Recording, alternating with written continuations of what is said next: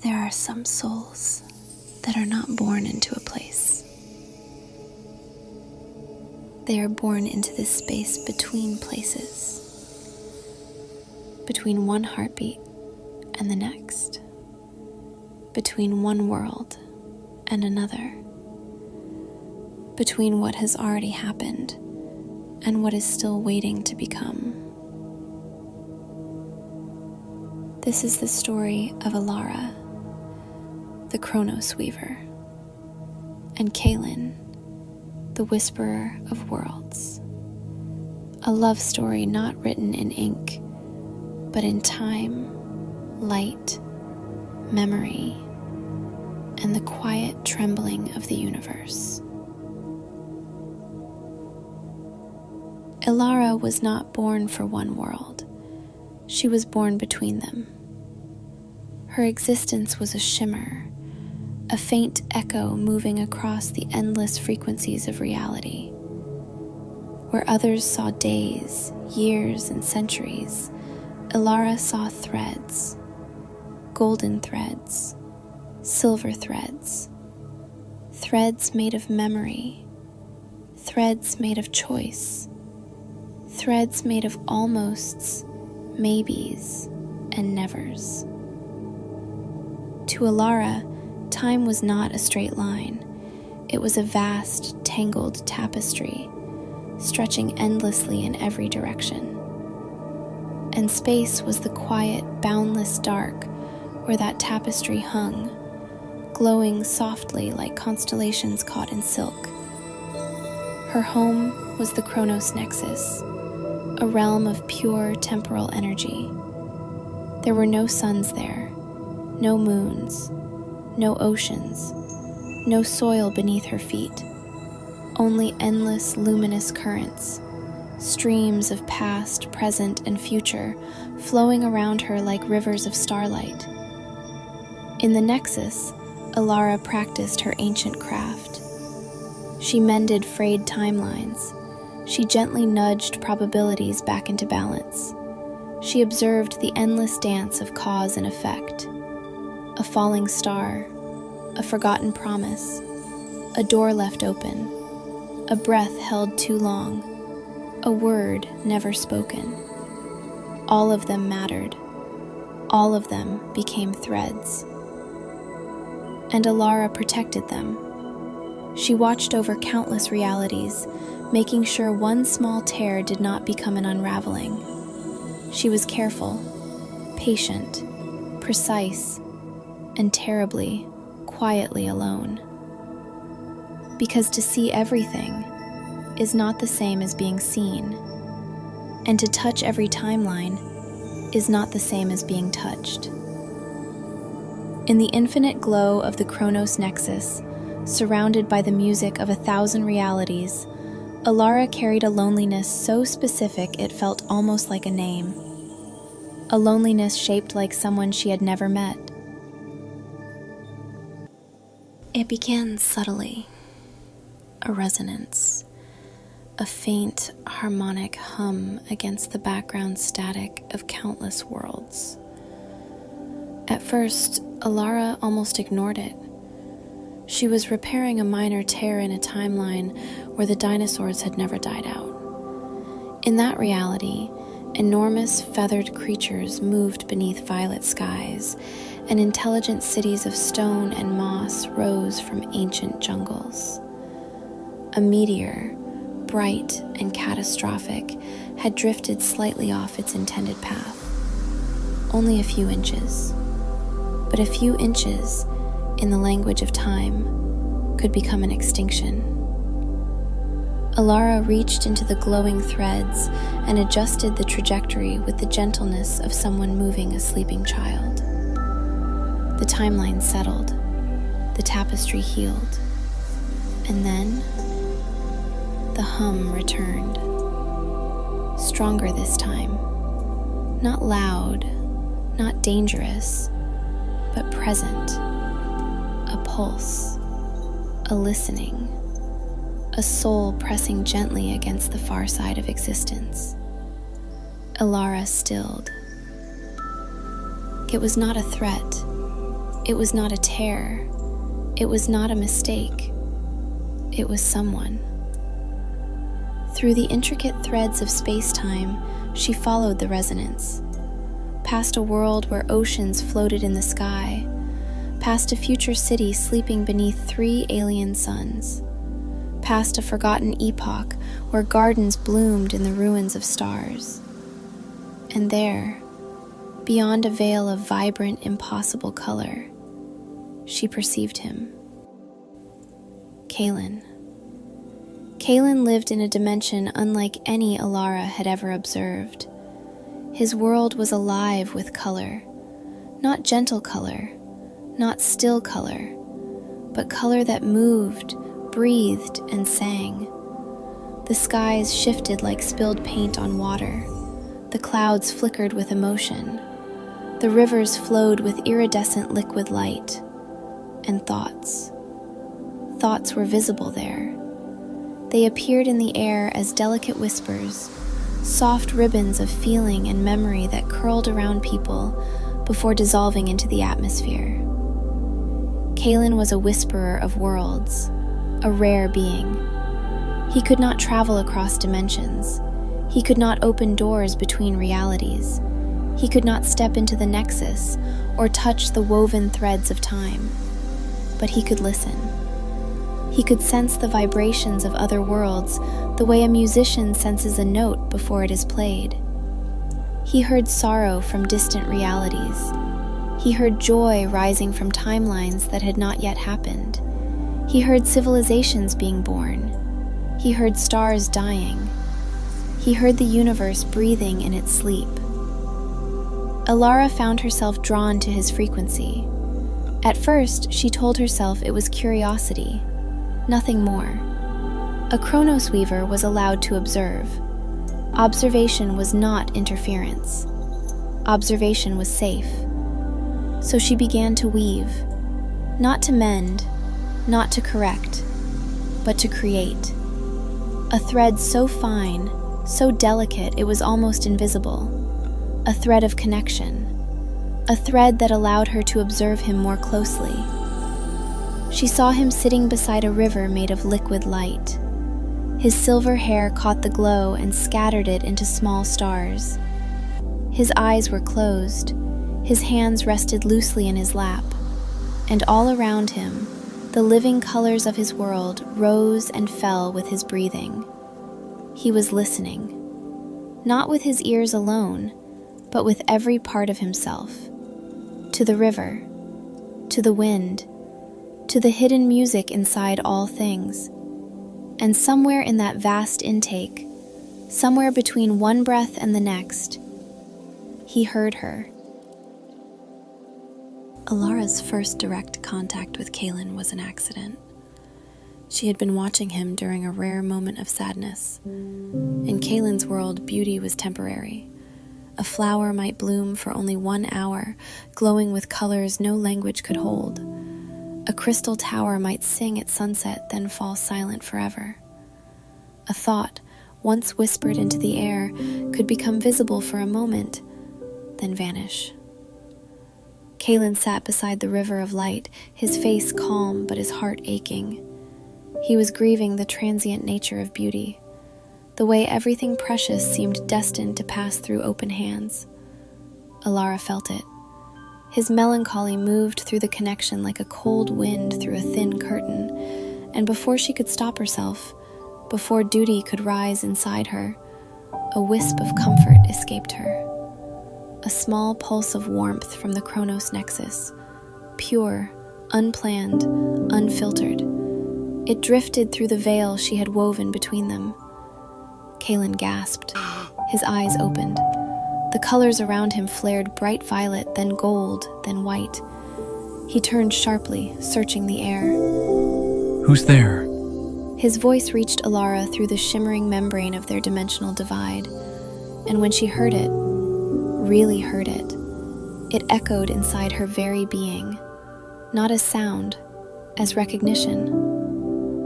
Elara recoiled. The thread snapped. The connection vanished.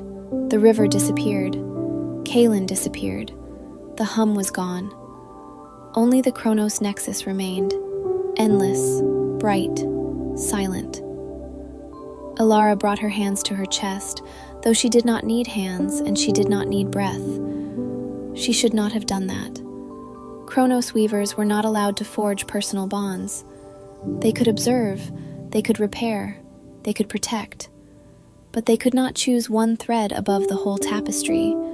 And yet, the memory of Kaelen's voice stayed with her. The raw vulnerability of his question, the way he had looked into empty air as if some part of him already knew she was there. Who's there? For the first time in her long existence, Elara wanted to answer. From that day forward, Elara told herself she would stop. She would not search for Kaelen's frequency again. She would not repair the broken thread.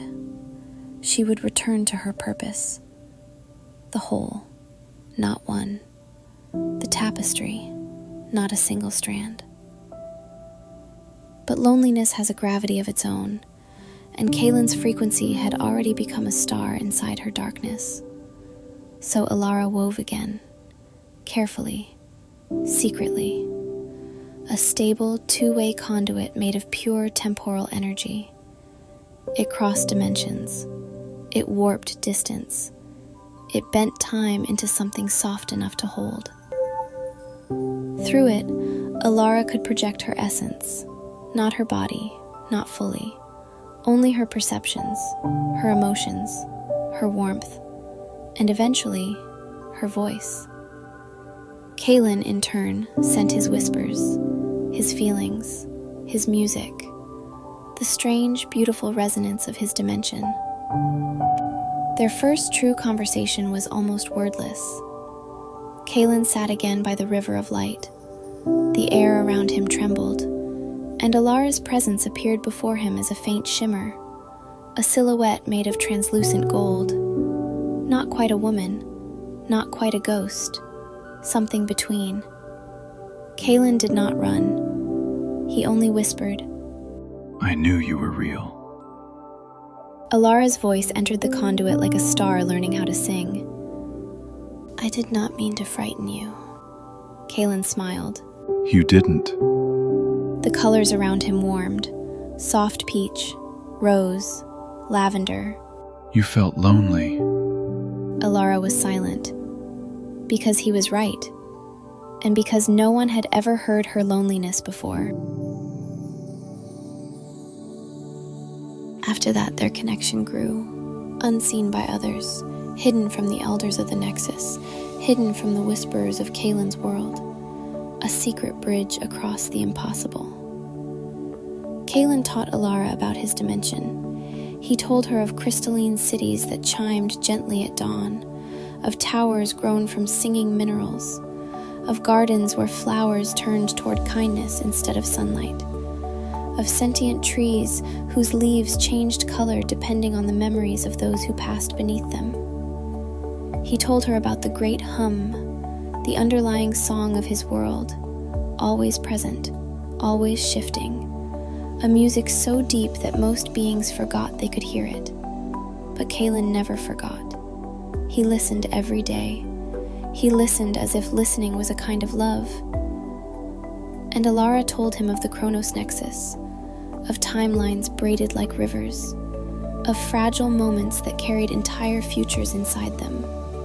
She told him how one choice, one missed step, one sentence spoken gently instead of cruelly, could save a life, could change a kingdom, could birth a starship, could prevent a war. Sometimes, she showed him glimpses of other realities, a medieval battlefield beneath a storm-dark sky, a future city gleaming under alien suns, a quiet garden existing in a forgotten epic where every flower bloomed only when someone remembered it. Kaelen watched in awe, and Elara, seeing his wonder, felt something inside her loosen, something old, something cold, something she had mistaken for peace. Their love was not physical. They never held hands, never stood beneath the same sky, never shared the same breath. And yet, their bond became more intimate than touch. It was an entanglement of souls across the multiverse, a recognition so deep that distance became irrelevant. They spent what passed for nights inside the conduit, Elara suspended in the glowing silence of the Chronos Nexus, Kaelen seated beside his river of liquid light. Between them the bridge shimmered, and through it their essences intertwined, warmth to warmth, thought to thought, loneliness to understanding. Sometimes they spoke for hours, sometimes they said nothing at all. They simply existed together. And for Elara, who had watched eternity unfold without ever belonging to it, that was enough. But nothing so impossible can remain unnoticed forever. The Chronos Nexus began to sense Elara's distraction. At first it was subtle. A repair completed a fraction too late. A probability left trembling longer than it should. A thread she touched while thinking of Kaelen's voice. Then came the Elders. They appeared before her as beings of ancient temporal energy. Tall, luminous, faceless. Their forms shifted with ages that had not yet happened and centuries already forgotten. Elara. Its voice sounded like many clocks speaking underwater. To tether yourself to a single frequency is to risk unraveling the tapestry itself. Elara lowered her gaze. Another elder spoke. Your purpose is the whole, not one thread. The words struck her because they were true. She had been made to protect time, all time, every world, every possibility. Not one man by a river of light, not one voice, not one soul who had somehow heard her when no one else ever had. The elders faded. Their warning remained. That night, Elara did not open the conduit. Kaelen waited by the river. The colors around him dimmed. He did not call out. He only listened. And in the Nexus, Elara pressed her hands against the silent thread between them and whispered, "I am sorry." But she did not know whether he could hear. The end began with a fracture in sound. Kaelen felt it first. The great hum of his world shifted out of harmony. One note splintered, then another. The river of light beside him flickered from silver to black and back again. In the distance, crystalline towers shimmered in and out of existence. A street appeared, vanished, then appeared again with different people walking through it. Memories flickered like faulty lamps. A child forgot her mother's face for 3 seconds. A tree bloomed with flowers from a season that had not yet come. The sky opened and showed yesterday, then tomorrow, then nothing at all. The whisperers of his world gathered. They listened. They sang. They tried to guide the hum back into harmony, but the fluctuation was too strong, too deep, too old. Kaelen reached for the hidden bridge. Elara. His voice trembled through the conduit. At first there was only silence, then a flicker of gold. Elara. In the Chronos Nexus, Elara turned. Her senses screamed. She saw it all at once. Kaelen's dimension was undergoing a rare temporal fluctuation. Its own timeline was drifting loose from its anchor, and if it collapsed, the shockwave would not stop there. It would ripple outward. Adjacent timelines would tremble. Neighboring worlds would tear. The tapestry itself would begin to unravel. Kaelen's voice broke through again. The hum. It's breaking. I can't hold it. My world. It's coming apart.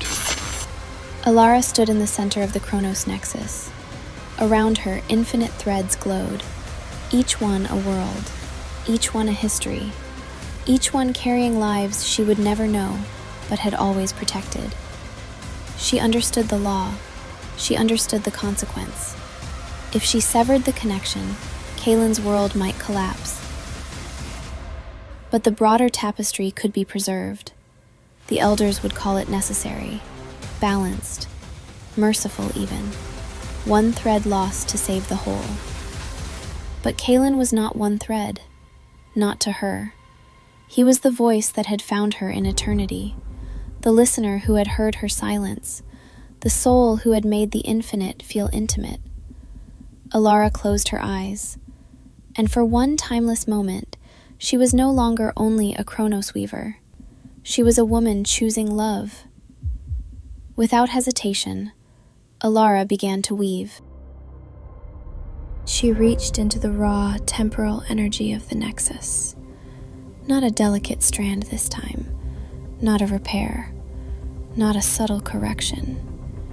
She gathered a current vast enough to move centuries, a force bright enough to anchor a dying world. Elara! Their voices thundered through the Nexus. Stop! But Elara did not stop.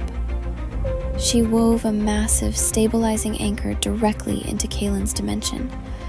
Golden threads poured from her hands. They crossed the conduit. They entered the broken hum. They wrapped around shattered moments, flickering buildings, unsteady memories, fractured skies. Kaelen felt the surge. A warmth unlike anything his world had ever known flooded the air. The river of light rose around him. The crystalline towers began to sing again.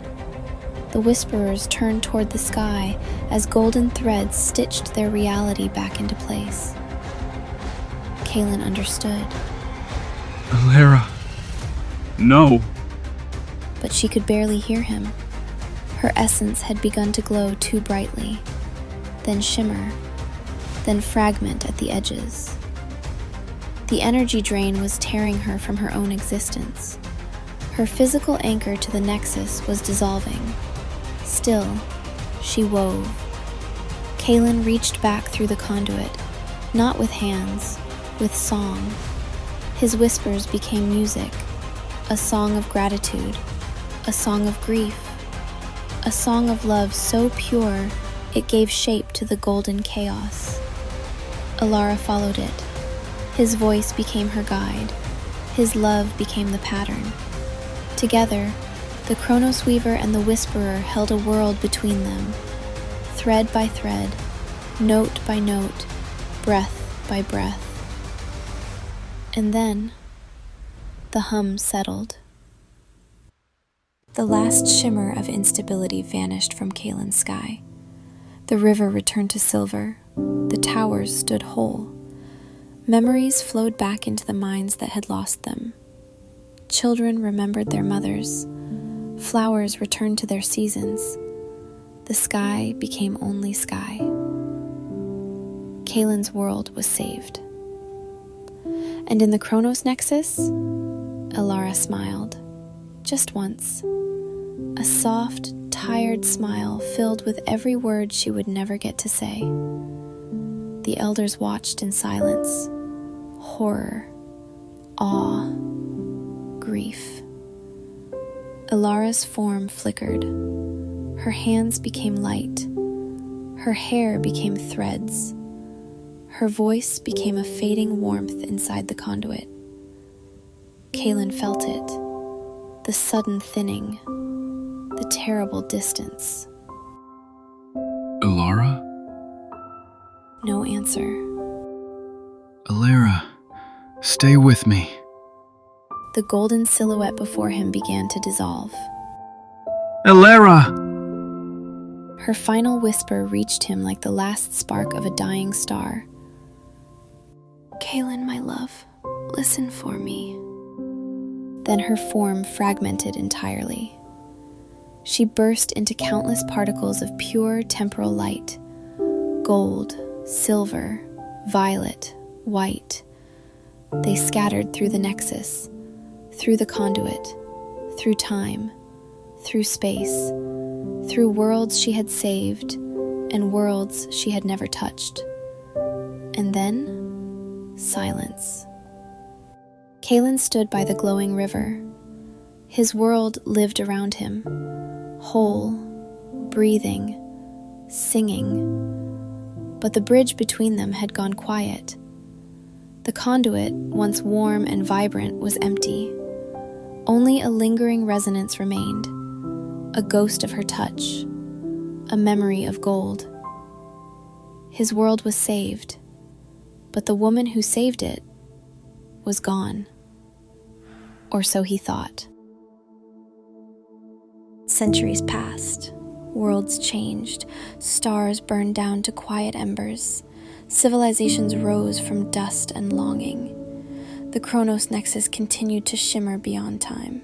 And somewhere, far away, on a world Earth-like but untouched by human hands, a young astronomer named Lyra looked up at the night sky.